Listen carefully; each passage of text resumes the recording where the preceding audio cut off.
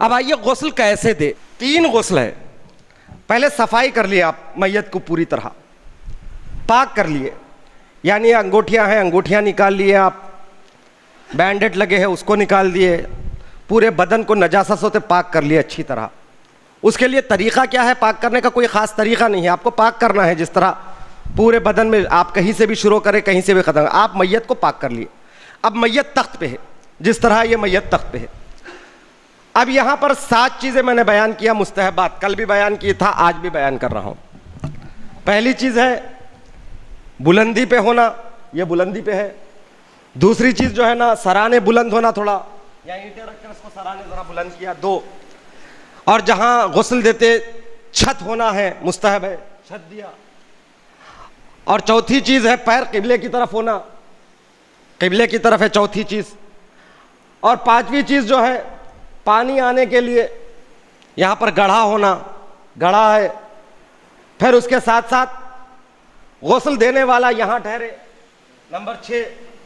Number 7 मैयत पर कपड़ा होना शर्मगाह पर। ये 7 चीज़ें, 7 मुस्तहबात, बल्कि ये तो वाजिब है ये, इसलिए कि शर्मगाह तो देखना हराम है तो छुपाना भी ज़रूरी है। तो कम से कम ये चीज़ें मुस्तहबात में हैं, ये 7 चीज़ें। अब आप कहाँ से देंगे पानी? सबसे पहले कौन सा? बेर के पत्ते का पानी। आप एक ज़र्फ़ ले लीजिए, ज़र्फ़ में कितना पत्ता डालना चाहिए? इतना कम भी नहीं होना चाहिए कि लोग कहें इस पे कुछ पड़ा ही नहीं, इतना ज़्यादा भी ना हो बहुत ज़्यादा कि आबे मुसाफ बन जाए। यानी उसका आबे मुजाफ का मतलब उसकी अपनी पानी अपनी असली हालियत से बाहर आ जाए, यानी ना कम हो ना ज़्यादा हो। एक मकदार, मकदार रिवायतों में नहीं है, बाज़ उलमा ने बताया है इतना चाहिए इतना चाहिए, लेकिन अक्सर उलमा ने कहा मकदार कोई मुय्यन नहीं है।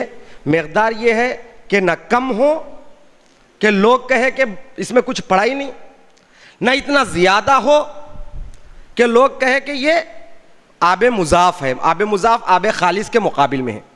इतना आपने पानी बना लिया।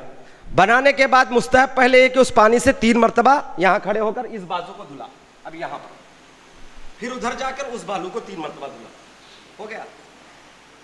फिर उसके बाद आप सर पे पानी डालेंगे इस तरह। अगर आपके पास लोटे से लेके सर पे पानी डालेंगे, सर और गर्दन को सीधे हाथ की तरफ 3 मरतबा मुस्तहब है। पहली मरतबा डाले, हाथ फहराते रहे ताकि पानी पहुंचे, दूसरी मरतबा डाले, तीसरी मरतबा डाले। ये पूरा जाना जरूरी नहीं है, पहली मरतबा में सर और गर्दन तक की जिम्मेदारी है आपकी, इसके नीचे कहां जा रहा है आपकी जिम्मेदारी नहीं। पहली मरतबा में आपको सर और गर्दन को, बिल्कुल गुस्ले जनाबत की तरह। गुस्ले जनाबत में गुस्ले मैयत में फ़र्क यह है कि गुस्ले जनाबत आप खड़े होकर खुद को लेते हैं, गुस्ले मैयत में लेटाकर मुर्दे को देना है, बस यही है, कुछ फ़र्क नहीं है। जो आपका गुस्ले जनाबत है वही गुस्ले मैयत है। गुस्ले जनाबत या गुस्ले जुमा खुद अपने आप को लेते हैं खड़ा करके, गुस्ले मैयत लेटा करके मुर्दे को देना है। पहले सरोगर्दन, सरोगर्दन होने के बाद सीधे हाथ की तरफ, यानी इधर जिधर खड़े आप सीधे हाथ की तरफ ऐसे पानी डालते जाए यहां तक कि ये पूरा हो जाए। फिर मैयत को सोरा इधर करवट ले ताकि पीछे से पानी जाए, यानी ये पूरा हिस्सा, हत्ता आदमी की शर्मगाह आधे से ज्यादा पहले, यकीन होने के लिए आधे से ज्यादा पहले, ताकि आधे से ज्यादा पर अगर पानी लेंगे तो आधे तक तो पहुंचने का यकीन मिल जाएगा। आधे से ज्यादा पर आप लेंगे तो कम से कम आधे तक होने का यकीन हो जाता। आप उसके लिए ऐसा नहीं कि एक ही तरफ डाल दे, आप ऐसा डालते हुए भी जा सकते हैं, पैर तक पानी डालते हुए जा सकते, और इसी तरह पलटा के भी डालते हुए जा सकते।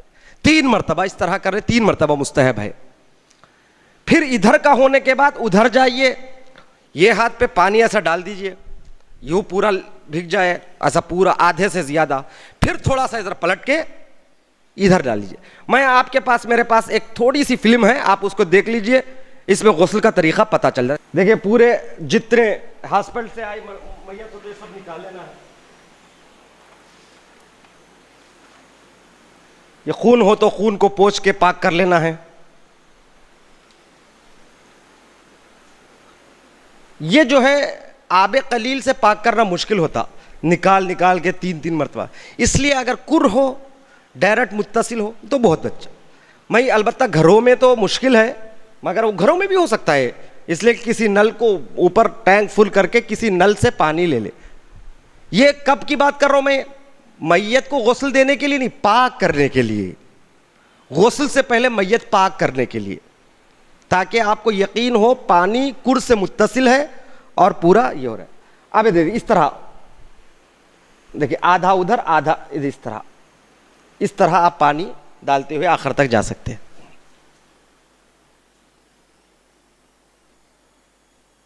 यह बहुत मुख्तसर बताया है। ये काफूर है, काफूर का पानी लिया है, फिर सर पे डाला है, फिर करफे डालने के बाद सीधे राइट तरफ, फिर बाएं तरफ।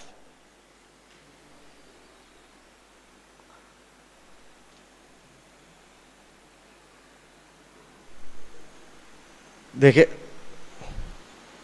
पलटा कर, ताकि पीछे की तरफ भी जाए।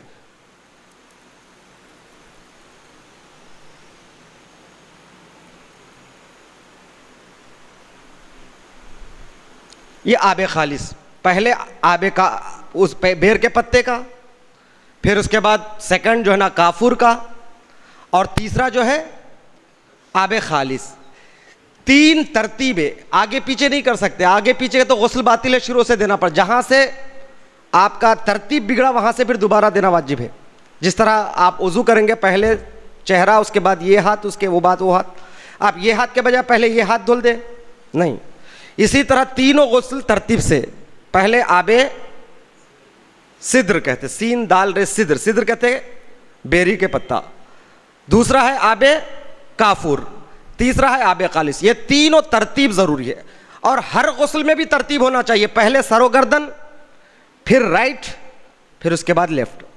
3 गुस्ल तरतीब से हो, और हर गुस्ल में तीनों उज़ू तरतीब से हो। सर गर्दन पहले, इसके बाद सीधे, उसके बाद लेफ्ट, ये तीनों जरूरी है। पहला गुस्ल, दूसरा गुस्ल, तीसरा गुस्ल। पहला गुस्ल बेरी के पत्ते का पानी। बेरी का पत्ता ना इतना कम हो, बेर का पत्ता ना इतना कम हो कि लोग कहें कि इसमें कुछ पड़ा नहीं है, और ना इतना ज्यादा हो कि आबे मुजाफ बन जाए। फर्स्ट शर्त। दूसरी शर्त, गुस्ल देने वाला नियत करे कि गुस्ल देता हूं मैं बेरी के पत्ते से कुर्बतन इल्लाह। तीसरा शर्त है, पहले सरोगर्दन धोए, फिर सीधे जानिब धोए, आखिर में बाएं जानिब। ये तरतीब जरूरी है। ये तरतीब भी जरूरी है और ये भी जरूरी है, सरोगर्दन का, सीधे का, बाएं।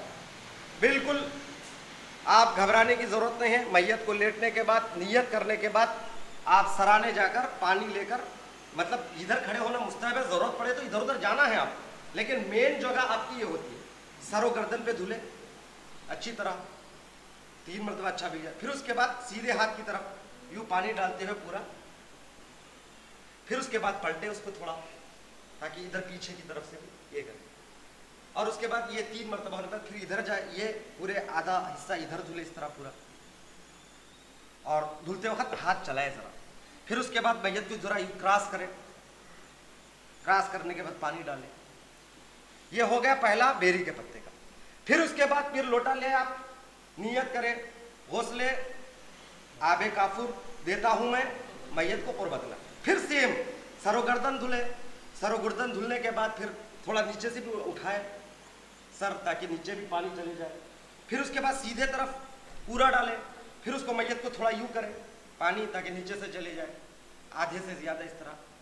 और लोटा से ज्यादा वो रहे तो ज्यादा, अगर नालीदार हो तो पानी अच्छे से पहुंचता है वो कोने तक, लोटा भी मुजायका नहीं डाल सकते हैं। और उसी तरह इसी लेफ्ट साइड पे भी पूरा सामने से, फिर मैयत को इस तरह करें। ये बेरी के पत्ते का हो गया। तीसरा जो है आबे खाली, सेम इसी तरह। अगर आपने ऐसे दे दिया तो गोया आप 3 गुस्ल अंजाम दे दिए। तीसरा गुस्ल देने के बाद मैयत जो है पाक हो जाता है। उसके बाद कोई भी हाथ लगाओ उस पर गुस्ले मसे मैयत वाजिब नहीं है। पहला वाजिब हो गया। अब आइए हुनूत, गुस्ल हो गया। गुस्ल के बाद की मंजिल हुनूत। हुनूत कहते हैं काफूर का मलना। काफूर कैसा होना चाहिए, काफूर के शरायत है। काफूर पाक हो, पहली शर्त।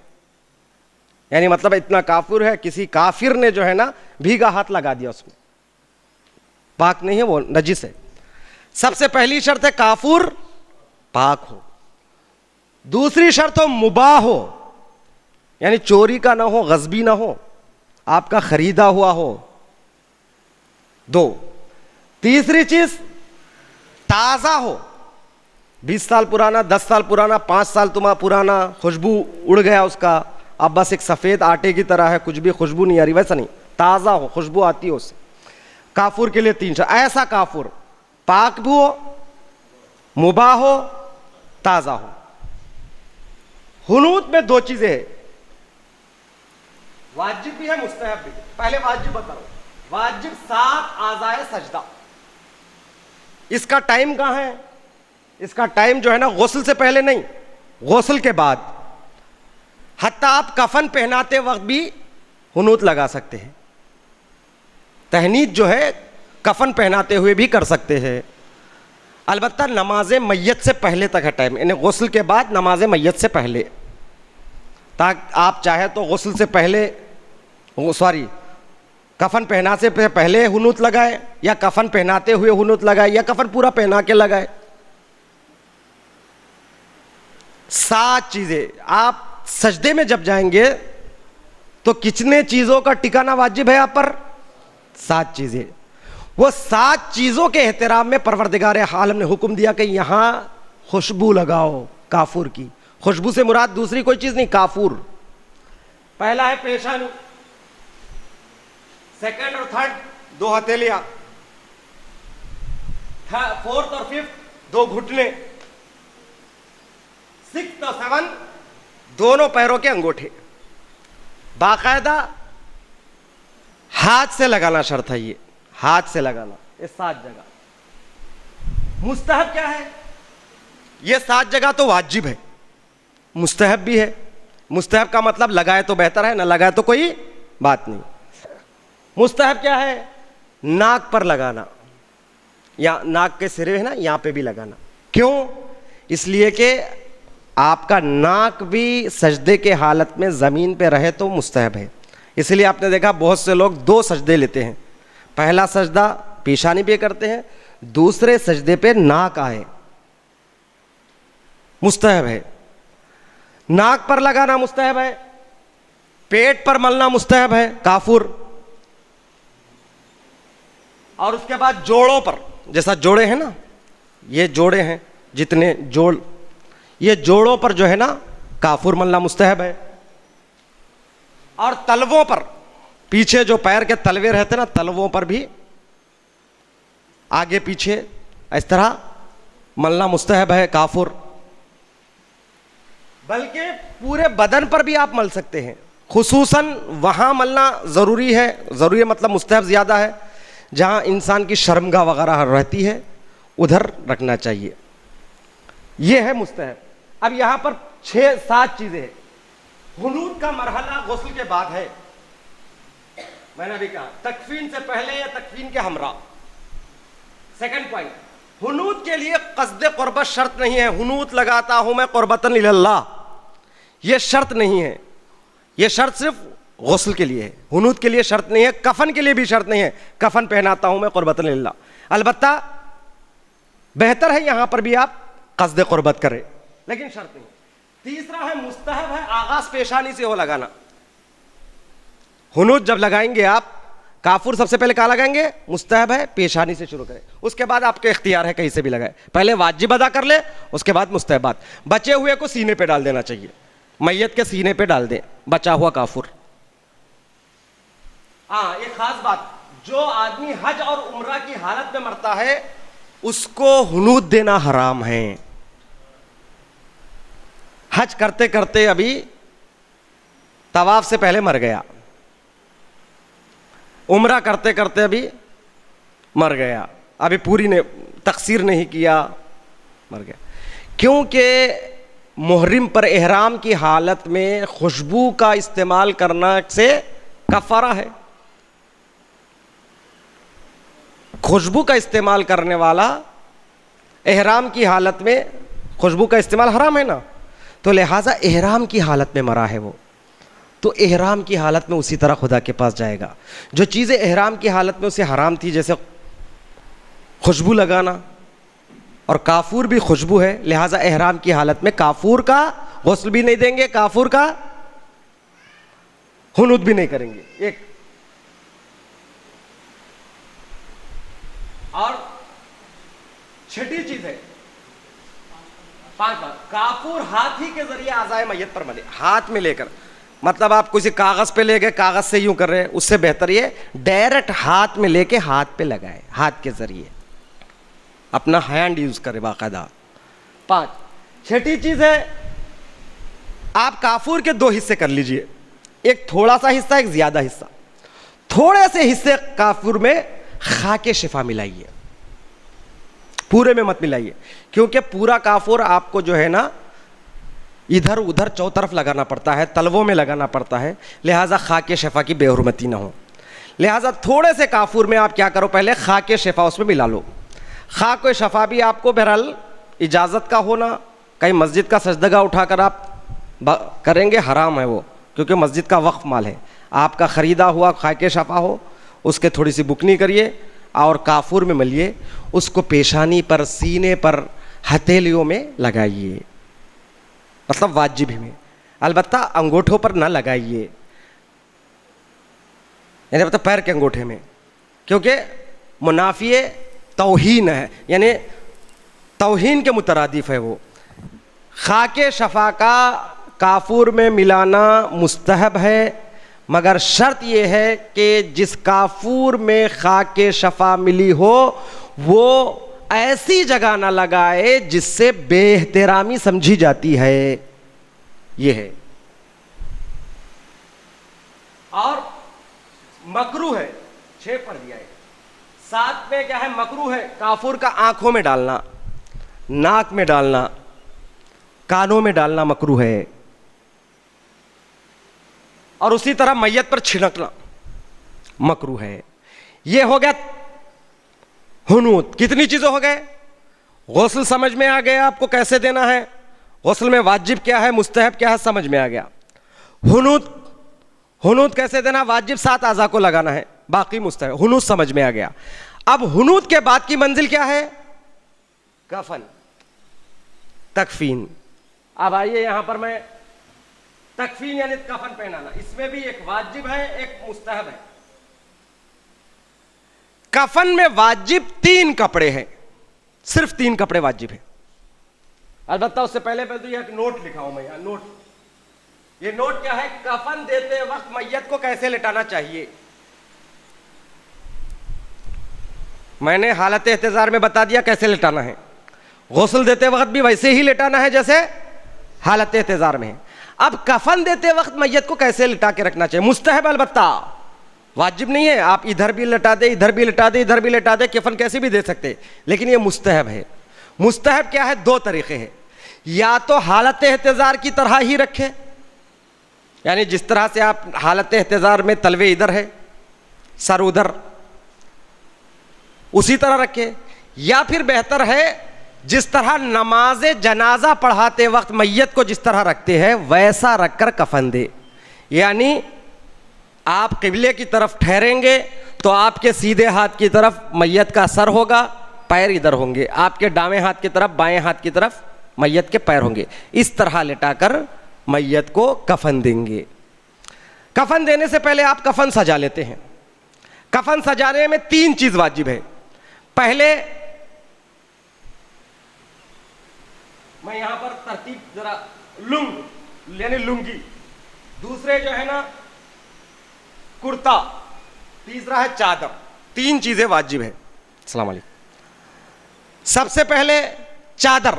चादर कितना होना चाहिए, चादर इतनी बड़ी हो कि अगर चौड़ाई में मैयत के पूरा बदन छुपाते हुए इधर का कपड़ा उधर पहुंचे।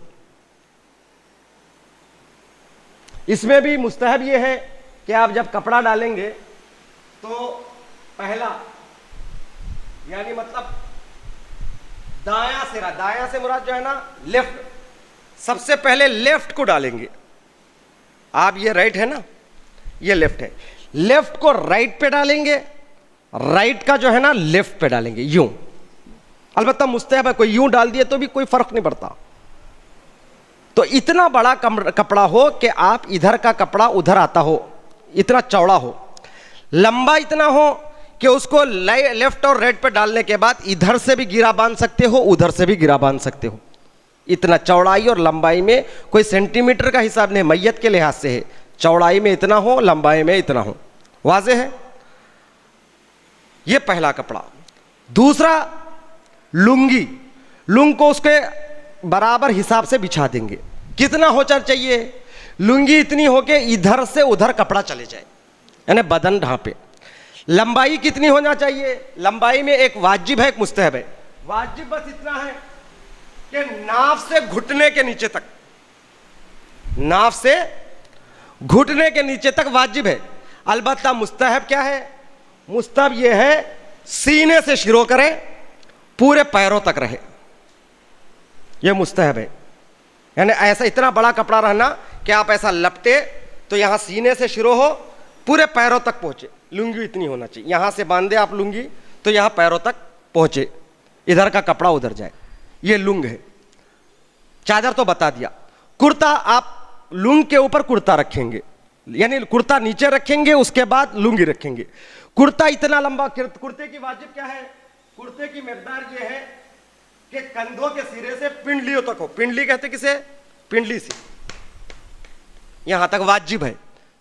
यानी लंबे आस्तीन के हम लोग कुर्ते पहनते ना आमतौर पर, कैसे रहते वो, यहां तक होते ना, उसी तरह कुर्ता हो, ये वाजिब है। मुस्तहब है कि वो भी यहां तक हो, पैरों तक। जैसे जुब्बा पहनते ना, जब जुब्बा पहने तो कैसा रहता? यहां से लेके पूरा पैरों तक रहता, ये मुस्तहब है। ये 3 कपड़े वाजिब के।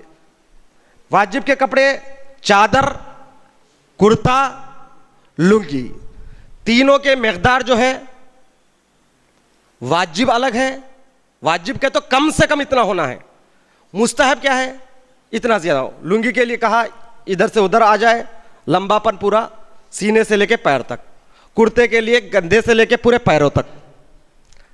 और जो तीसरा कपड़ा है, जो जिसे चादर कहते, वो पलटने में इधर से उधर पूरा आ जाए और इधर उधर से बांध सके, इतना कपड़ा है, ये वाजिब है। अब मैं सिर्फ मुस्तहब बताऊंगा, ना तो फिर वो रह जाएगी। ये वाजिब है। अब मुस्तहब क्या चीजें हैं मैयत के लिए? मैयत के लिए मुस्तहब 3 है, 3 तरह के हैं। कुछ मुस्तहब औरतों से मखसूस है जो मर्दों के लिए नहीं है, कुछ मर्दों से मखसूस है, औरतों के लिए नहीं है, कुछ दोनों के लिए कंबाइन है, मुश्तरका है। मर्दों के लिए क्या है? इमामा मुस्तहब है। इमामे का मतलब इतना मोटा कपड़ा, इतना बड़ा जरूरी नहीं है, बस ये कि एक दो मर्तबा सर पे फिर जाए, और उसके साथ तहतुल हनक हो। तहतुल हनक का मतलब दोनों तरफ का ऐसा कपड़ा। और ये कपड़ा कैसा होना चाहिए? इधर का इधर सीने पे डाले, उधर का उधर सीने पे डाले। ऐसे लेटेंगे, इधर से कपड़ा जो छुड़ेगा तो ऐसा छोड़ देना ना, ये कपड़ा लाके इधर रखना, ये कपड़ा लाके इधर रखना। समझ रहे हैं ना? ये है एक चीज जो मखसूस है मर्दों से। औरतों से क्या मखसूस है? 2 चीजें हैं। ये मर्द से मखसूस है। औरत से जो है ना 2 चीजें, एक मखना, ये मखना जो है ना मर्दों के अमामे की जगह है। मखना जो चादर पहनते हैं, वो चादर सर वगैरह छुपे जैसा, ये मखना औरत के लिए मुस्तहब है। उसके बाद क्या है? मखने के अलावा ये कपड़ा हो जो उसके सीने को बांधे। ऐसा कपड़ा इस तरह से सीने से लेके ऐसा पीछे बांध दे, ये औरतों से मखसूस है, मर्दों के लिए नहीं है। क्योंकि मर्दों के मुकाबिल में औरतों का सीना उभरा हुआ रहता है। परवरदिगार आलम ने ये आइम्मे अथार से ये है कि औरत के लिए ये कपड़ा यहाँ सीने से इस तरह से होके इस तरह पीछे बनना चाहिए। ये 2 चीज़ें औरतों से मखसूस है मुस्तहब में। पहली चीज़ क्या है मर्दों के लिए? इमामा तहतुल हनक के साथ। औरतों के लिए मकना और सीने का कपड़ा। अब तीसरी चीज़ दोनों के लिए कंबाइन है, मुश्तरक है। वो कौन कौन सी चीज़ है? एक रान पेच, रान पेच कितना होता चाहिए? 3.5 जरा, जरा कहते एक हाथ यानी कोहनी से लेके उंगलियों तक 3.5 हिसाब करके 3.5, ज्यादा हो कम हो तो कोई फर्क नहीं पड़ता, 3.5 से भी ज्यादा, कुछ बोल रहे आप, 2.5 मीटर होता है, 3.5 हाथ आना। अब 3.5 के लिहाज से कितना होता आप देख लीजिए, 3.5 हाथ। वो कैसे शुरू करेंगे आप? उसका तरीका यह है कि वो आप रान से इस तरह गोल गोल लपेटते हुए जाके पैरों के तलवों के नीचे से लेके उसका सिरा को सीधी तरफ निकालेंगे, इस तरह लपेटते जाके पूरा साक्स की तरह पूरा लपेट देके उस तरह निकाल देंगे, इधर भी और इधर भी। यह रान पेच मुस्तहब है, किसके लिए? औरतों के लिए भी मर्दों के लिए भी यह रान पेच है। और दूसरा है, दोनों के लिए मुश्तरक बता रहा हूं, कमरबंद। कमरबंद, एक कमर के नीचे कपड़ा देंगे, उसको कमर को बांधेंगे, कमरबंद इस तरह लाके इस तरह लाके कमरबंद, जब बेल्ट कमरबंद, ये 2 मुश्तरक। तीसरी चीज है चादर। चादर का मतलब जो वाजिब चादर है ना, उसके नीचे भी एक चादर रखे ताकि वाजिब चादर मैला ना हो, मतलब 2 चादर हुए। एक चादर हुआ आपको कौन सा? वाजिब का, उसके नीचे पहले से एक और चादर बिछा ले आप, डबल चादर हो। औरत हो तो 3 चादर का भी हुक्म है, मुस्तहब है, यानी चादर के नीचे 2 चादर अगर औरत हो तो। और उसके अलावा चौथी चीज जो है रुई। रुई पे क्या करें? ऐसे बड़ा सा रुई लेके रुई पर आप काफूर डाल दीजिए, काफूर डाल के दोनों पैरों के दरमियान से शर्मगाह तक, इस तरह जिस तरह आजकल बच्चों को पहनाते हैं ना, पेम्पर्स, पेम्पर्स की तरह बड़ा सा पेम्पर्स, इधर से लेके इधर तक, रुई को जो है ना उधर से लेके आगे तक उस पर काफूर डाल दिए। इतनी चीजें जो है ना कफन में वाजिब है। और कफन के लिए कैफियत है, कफन कैसा होना चाहिए? जिंदगी में आदमी कफन एक ही मर्तबा पहनता है हमेशा के लिए, इसीलिए कफन जो है महंगा से महंगा खरीदे। आप जिंदगी में कपड़े सस्ते खरीदिए, कफन महंगा खरीदिए। इमाम जाफर सादिक अलैहिस्सलाम ने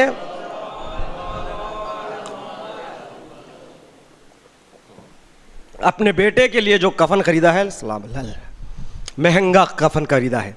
कफन महंगा होना जरूरी है। दूसरी बात है, काटन का होना चाहिए कफन। कफन जो है ना प्योर काटन का हो, मुस्तहब बात है, ये वाजिब बात नहीं है। महंगा होना भी मुस्तहब है, वाजिब नहीं है। लेकिन अलबत्ता महंगा से मुराद कम से कम इतना सस्ता भी ना हो कि कपड़े के अंदर से जिस्म दिखाई दे, ऐसा नहीं होना। अलबत्ता 3-4 कपड़ा लपटने के बाद तो जिस्म दिखाई नहीं दे रहा ना, ऐसा नहीं। हर कपड़ा ऐसा हो कि उसमें जिस्म दिखाई ना दो, इधर से उधर का जिस्म दिखाई ना दे, इतना तो पहली बात यह है कि कपड़ा काटन, कफन महंगा हो, दूसरा काटन का हो, तीसरा सफेद हो, प्योर सफेद हो कफन। चौथी चीज है उस पर जो भी आयतें दुआएं जो कुछ लिखी हुए लाल सुर्ख रंग से लिखी हो, काले रंग से लिखी हो तो मकरूह है, सुर्ख लिखी हो। आपने देखा कलन पे तकरीबन लाल रंग से लिखा जाता है। और पांचवी चीज है कफन, अगर वो इंसान हज किया हुआ है या उम्रा किया हुआ है तो बेहतर है कि उसी एहराम का कपड़े में कफन दे उसको, ये भी मुस्तहब है। और छठी चीज है उस पर जो दुआएं, जोशन सगीर लिखना है, जो कुछ लिखना है, कुरान लिखना है, खाके शिफा से लिखा हुआ हो, मुस्तहब है। उसके बाद है कफन आबे फुरात और आबे जमजम से धुला हुआ हो। कफन खरीद के आप, बेहतर है करबला में कफन खरीद, करबला में धो लीजिए आप एक मरतबा। आबे फुरात में जाते ना, अलबत्ता बहुत गंदा पानी आता है, मगर जो है ना जो फुरात का ही पानी हमारे पास वहाँ नलों में आता है, आप धुल ले सकते हैं वहाँ पर। तो आबे फुरात आबे जमजम से धुला हुआ हो कफन, मुस्तहब है। उसके अलावा कफन माले हलाल से हो, मतलब खुम्स निकाला हुआ हो, पाकीज़ा माल से हो। उसके बाद यह है कि कफन पर आप काफूर छिनक के रखें, आप काफूर के साथ रखिए। उसके बाद अइम्मा के जरीहों से मस करदा हो। आप इमाम हुसैन के जरिए से मस कीजिए, बल्कि तमाम इमामों के जरीहों से मस किया हुआ कफन मुस्तहब है। उसके साथ कफन पर क्या क्या लिखना चाहिए? कफन के अइम्मा के कफन पर कुरान करीम, जोशन सगीर, हदीस सिलसिलतुज़ ज़हब, जो इमाम रज़ा ने नेशापुर में जो हदीस बयान किया, उस हदीस को पूरे इसके साथ लिखे ने, मैं अपने बाबा से, बाबा ने दादा से, वो पूरे नाम है उस पर लिखा हुआ हो, और 12 इमामों के नाम लिखे हुए हाशी में, मुस्तहब है। हत्ता उसी तरह जो है ना, आप जो सर पे जो अमामा का है ना, अमामे पर भी जो है ना शहादतैन और 12 इमाम के नाम लिखे हुए हो, ये मुस्तहब बात है। उसके साथ खाके शिफा का रखना, और साथ में ज़बान में जो है ना अकीक का रखना, ये भी मुस्तहबात में शामिल है। तो अज़ीज़ान मोहतरम, ये आपको मैयत आपकी गुस्ल की मंजिल से होकर कफन की मंजिल तक आमादा है। कफन के बाद, कफन के साथ एक और चीज़ है, उसके कहते हैं जरीदतैन। जरीदतैन का मतलब 2 लकड़ियाँ, 2 लकड़ियाँ, जरीदा कहते हैं लकड़ी को, जरीदतैन 2 हरी होना चाहिए वो। सबसे पहले हुक्म ये है कि वो लकड़ियाँ जो है ना खजूर की हो, खजूर की ना मिल रहे तो बेर की हो, बेर की नहीं मिल रही तो अनार की हो, अनार की भी नहीं मिल रही है, तीनों भी नहीं मिल रहे तो किसी भी दरख्त की हो मगर हरी हो। शर्त यह है। उसकी मकदार क्या है? कम से कम 1 बालिश हो, ज्यादा से ज्यादा 1 हाथ हो, 1 हाथ और 1 बालिश से दरमियान हो, बिल्कुल छोटी भी ना हो, इससे ज़्यादा लंबी चौड़ी भी ना हो, 1 हाथ और 1 बालिश के दरमियान का उसकी कद हो, और उस पर भी जो है ना उसका नाम, उसके बाप का नाम और उसके 12 इमाम के नाम उस पर हो। आप उसको कहाँ रखेंगे? दाएं बाएं रखेंगे, और जो है ना कुर्ते के बाहर रखेंगे, चादर के अंदर रखेंगे। यानी कुर्ता जो पहनता ना, कुर्ते के अंदर नहीं, कुर्ते के बाहर रखेंगे, चादर के अंदर रखेंगे। ये जरीदतैन का इसका बहुत सवाब है। रिवायत में है, जब तक ये लकड़ियां हरी रहती है मैयत पर अजाब नाजिल नहीं होगा, मैयत पर अजाब नाजिल नहीं होगा। हत्ता अगर इतनी ताकीद है, ये 2 तरफ नहीं, कहीं भी रख सकते हैं ऐसे, यहाँ नहीं तो, लेकिन यहाँ बेहतर है आप सराने एक पायती एक इस तरह भी रख सकते हैं। अगर कोई भूल गया तो हुक्म ये है कि हरी हरी 2 लकड़ियाँ उसके सराने एक गाड़ दीजिए, एक पायती गाड़ दीजिए। रसूल अकरम एक मरतबा गुजर रहे थे एक जगह से, रसूल कब्र के पास रुक गए। असहाब ने पूछा, या रसूलल्लाह क्यों रुक गए? कहा, इस कब्र पर अजाब नाजिल हो रहा है, ज़रा जल्दी से हरी हरी 2 टहनियाँ लाओ। उन्होंने हरी हरी 2 टहनियाँ मंगवाई, एक टहनी मंगाई, उसको 2 किया, एक को सराने गाड़ दिया, एक पीछे कर दिया, कहा अब ये अजाब से महफूज है। तो लिहाजा यहाँ तक, अब तक बात हो गई हमारी हालत एहतिज़ार, उसके बाद गुस्ल मैयत, उसके बाद कफन, उसके बाद हुनूत, उसके बाद जरीदतैन। इंशाअल्लाह कल तशिये जनाजा, नमाज जनाजा, दफन, ये 3 इंशाअल्लाह कल की दर्स में हो गया। पर मोहम्मद वाले मोहम्मद सलवात।